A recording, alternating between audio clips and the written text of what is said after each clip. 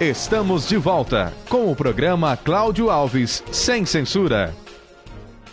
As loteadoras e as construtoras. A relação destes segmentos com as pretensões futuras das cidades. Assuntos para seguirmos nessa agradável conversa que eu tenho hoje com um convidado internacional, o professor José Antônio Bandeirinha, da Universidade de Coimbra, em Portugal.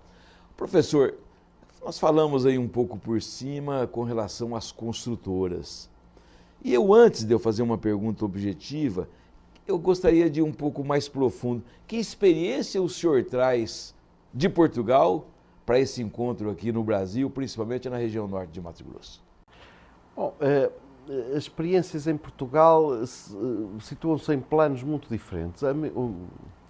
A minha pesquisa, a minha investigação foi sobre um programa que aconteceu na segunda metade da década de 70, já há quase 40 anos, que se seguiu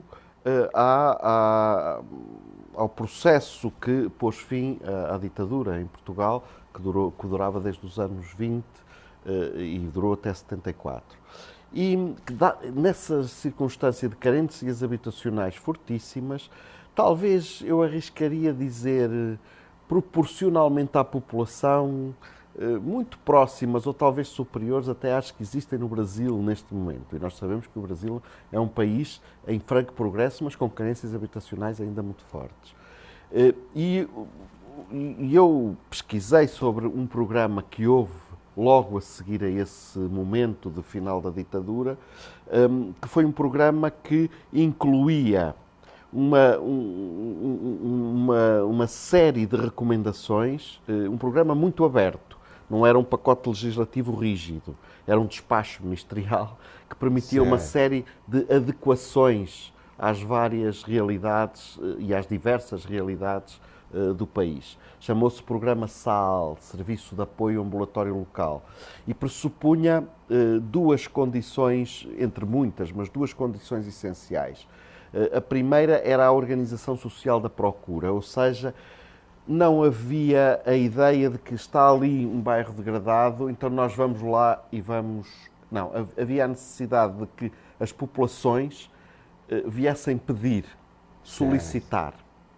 E viessem solicitar organizadas. Não era o senhor A ou B ou C e os outros não quererem, tinham que fazer uma associação, tinham que registar os seus estatutos no notário, tinham que fazer uma assembleia, eleger uma direção por voto. Olha só. E esse movimento que alguns, enfim, mais críticos diziam que era uma burocracia, mas a verdade é que esse movimento gerava nessas populações uma auto-organização e uma vontade, a partir dessa auto-organização, de querer a casa, de ter vontade de ter a casa. Porque muitas das vezes nós fazemos estes programas de realojamento e nem sequer perguntamos às pessoas se querem mudar ou não. Verdade.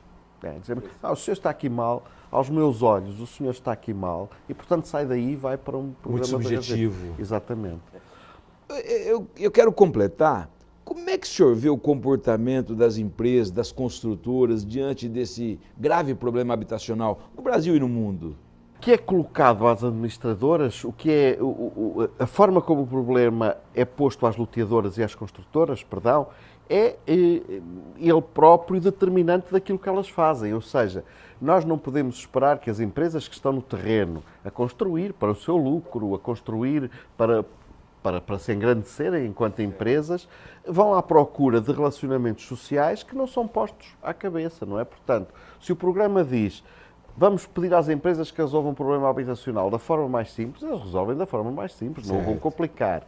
Portanto, aí tem que haver regulação da parte do Estado, ou da parte do Governo, ou da parte do Governo Federal, que é, na realidade, quem lança o programa. Portanto, tem que haver uma capacidade de perceber no pacote legislativo inicial aquilo que é essencial. Como eu dizia aqui em Portugal, a organização social da procura. Outra coisa, por exemplo, que era evidente nesse programa SAL que eu estudei, era as populações, salvo raras exceções, não saem do local, para evitar que elas fossem expulsas para uma periferia mais remota. Entendi.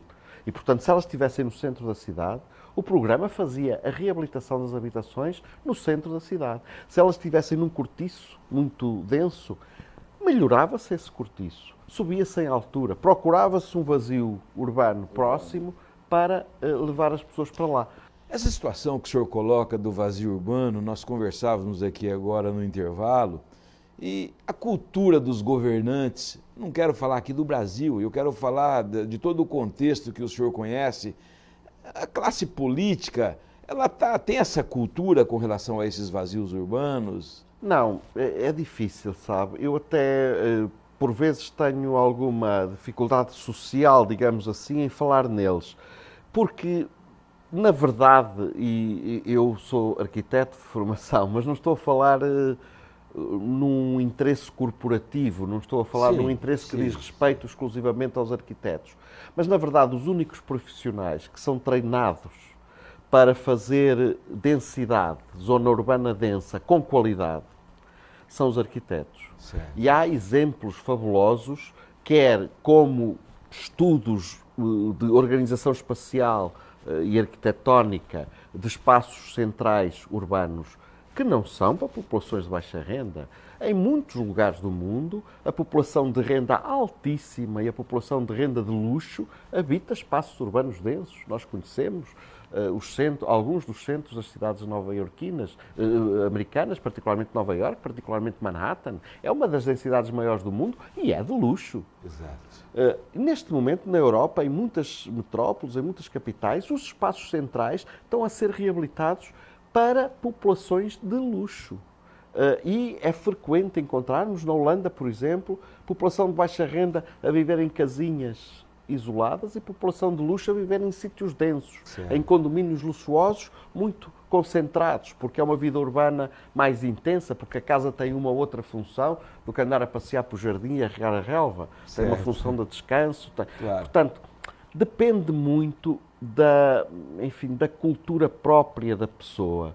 E se a pessoa tem uma raiz também suburbana, que gosta de ter o seu quintalzinho, a sua churrasqueira, a sua rede para estar no jardim, é difícil perceber a intensidade da vida urbana. Professor, eu quero falar, embora o nosso programa é para todo o estado de Mato Grosso, falar um pouco da realidade do município de Sinop, da qual, em passados, eu inclusive fiz parte de administrações municipais. O Cidadão é uma cidade que cresce 12% ao ano praticamente. Mato Grosso cresce 10% ao ano, é uma das maiores taxas de crescimento do mundo. O administrador público se depara no final de semana da seguinte condição, porque o órgão público fecha na sexta e reabre apenas na segunda-feira. Cidadãos que têm o sonho por uma casa se reúnem com 4, 5 amigos. Enquanto a prefeitura está fechada na sexta, volta lá na segunda, já tem uma casa construída. Como combater isso e como passar isso para a cultura, que essa questão da densidade, essa questão da habitação, ela é um problema geral. Como incutir na cabeça do cidadão isso? Sinop é uma cidade realmente fantástica. Eu tive muita sorte e estou muito agradado por ter a oportunidade de conhecer uma cidade que tem uma perspectiva tão futurante, que está em pleno crescimento. E esse pleno crescimento não é um crescimento custoso, não é um crescimento doloroso, é um crescimento otimista. Sente-se um grande otimismo. Esse otimismo, eu diria que é, acima de tudo, é um otimismo, obviamente, das pessoas e de cada um, da prosperidade de cada um, mas é também uma fé na capacidade da cidade. Há uma vontade que a cidade se assuma, se venha a assumir. De toda a sociedade. E, portanto, para existir cidade, para existir essa cidade que todos os habitantes de Sinop, e particularmente aqueles com mais responsabilidades sociais e políticas, querem, tem que haver necessariamente algum sistema gregário mais denso que possa aproximar essas pessoas todas. Isso consegue-se, sempre se conseguiu, eu não consigo outra maneira, através do planeamento urbano. Ok. Ainda hoje, as habitações do futuro. E logo depois dos comerciais, habitações no centro-oeste do país. Voltamos já. O programa Cláudio Alves, sem censura, volta já. Fique sabendo sem censura. Um oferecimento sonoticias.com.